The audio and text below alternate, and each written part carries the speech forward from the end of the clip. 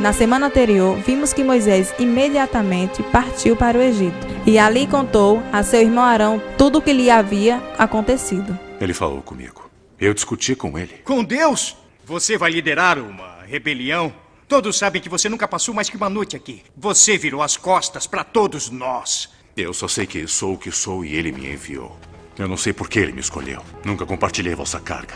Alguns de vocês pensam que sou mais egípcio que escravo mesmo agora, mas eu sei o que aconteceu comigo lá. E eu sei o que Deus quer que eu faça. Chegando a Faraó, Moisés, conforme Deus mandou, lançou sua vara no chão e ela se transformou em uma cobra.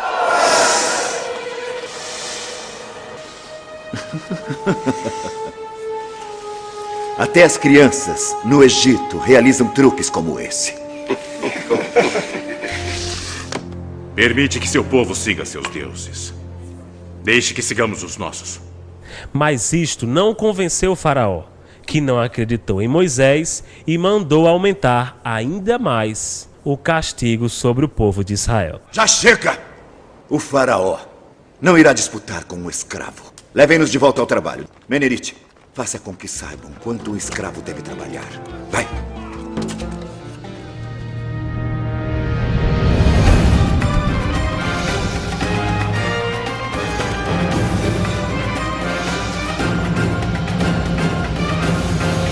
Chamado no deserto.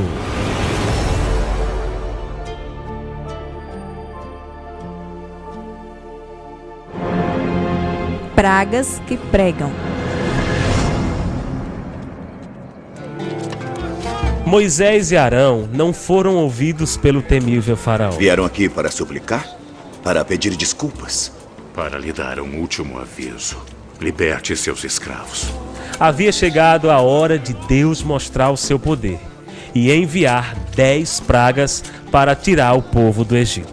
Então Arão levantou o bastão e bateu no rio, e a água virou sangue. Os peixes morreram, e o rio cheirou tão mal que os egípcios não podiam beber água dele. Mesmo assim, Faraó não temeu. Pelo contrário, ele voltou para o seu palácio, sem se preocupar com o que havia acontecido. Então, Deus ordenou que Arão estendesse a mão sobre as águas do Egito e que as rãs saíssem e cobrissem todo o país. Socorro! A disputa do seu Deus é comigo. Todo o meu povo deve sofrer por causa disso. Enquanto não atender às exigências dele. Que ele faça o pior. Não vou me render a ele. Também, Deus fez com que todo o pó do Egito virasse piolhos, que cobriram as pessoas e os animais. As demais pragas feriram apenas os egípcios, mas não os israelitas. Então veio a praga de grandes moscas, que entraram em todas as casas egípcias. E a quinta praga atacou os animais. Muito gado, ovelhas e cabritos dos egípcios morreram.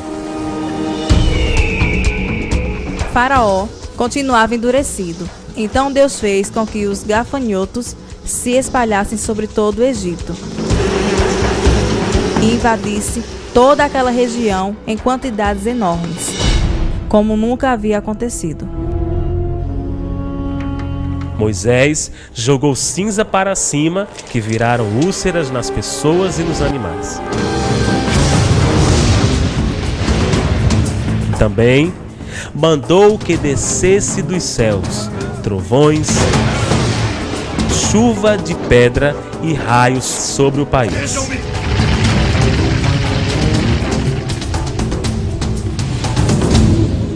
Não.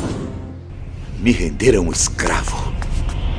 A nona praga foi a da escuridão. Por 3 dias, o país ficou no escuro. Porém, os israelitas tinham luz, mas esse não era o fim das pragas. Acabou. Viu? Eu serei firme. Não serei persuadido. Vou sacrificar o poder que eu e meu filho temos. Por fim, Deus mandou que aspergisse o sangue de um cabrito na entrada das portas de suas casas. Então, o anjo de Deus passou pelo Egito. Vendo o sangue, ele não matava ninguém da casa. Mas em todas as casas sem sangue nas entradas, o anjo de Deus matou os primogênitos de homens e de animais. Naquela noite, Faraó e todos os outros egípcios saíram da cama. Todo o Egito havia gente chorando e gritando, pois em todas as casas havia um filho morto. 7, Até o filho do rei 7. havia morrido. 7, 7, acorde! 7. Então Faraó mandou chamar Moisés e Arão e lhes disse: Sim, e todos os rebanhos e as manadas. Sim. Antes de partirem, seus patrões e patroas lhes darão ouro e prata. Não. Em pagamento pelo trabalho durante 400 anos. Ninguém teve tanta ajuda para arrumar as malas do que aqueles israelitas naquele dia. Uma vez que foram obedientes e estavam prontos, assim que chegou a ordem, eles saíram imediatamente do Egito. Mantenha-os andando, ainda não estamos a salvo, ele pode mudar de ideia. Uma grande multidão de pessoas enchiam as ruas, marchando em direção da fronteira. Os hebreus, porém, ouviram a palavra por meio de Moisés e obedeceram até os mínimos detalhes. Como resultado, experimentaram um grande livramento. Eles fizeram história, enquanto o Faraó se tornou história.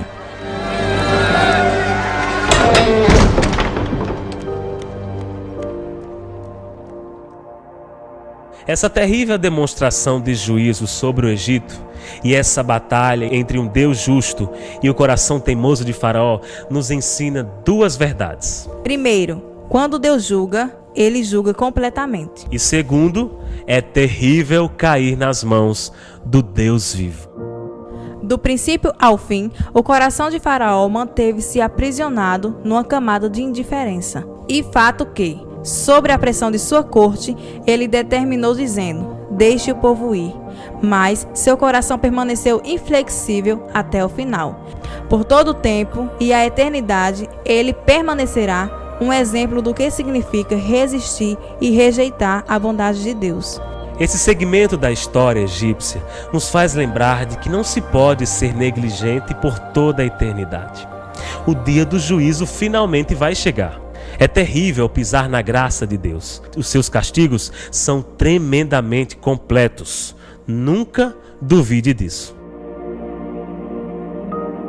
Isso mostra para nós o quanto precisamos estar em obediência a Deus, não permitindo que entremos em zonas de perigo, pondo em risco nossas vidas. Abandonar as verdades essenciais de Deus pode endurecer nossos corações, e quanto mais endurecido, tanto mais difícil será permitir que a luz de Deus finalmente entre.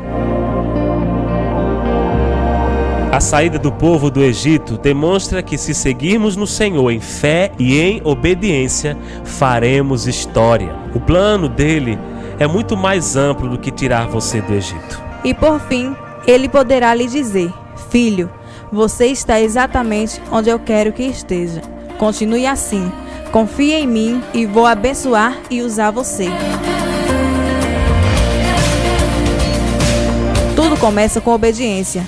Ele pode estar dizendo para você também: agora finalmente tenho toda a sua atenção. Quero usá-lo no lugar de minha escolha. Calce suas sandálias e esteja preparado para viajar com bagagem leve. O mar vai se abrir e nós vamos fazer história.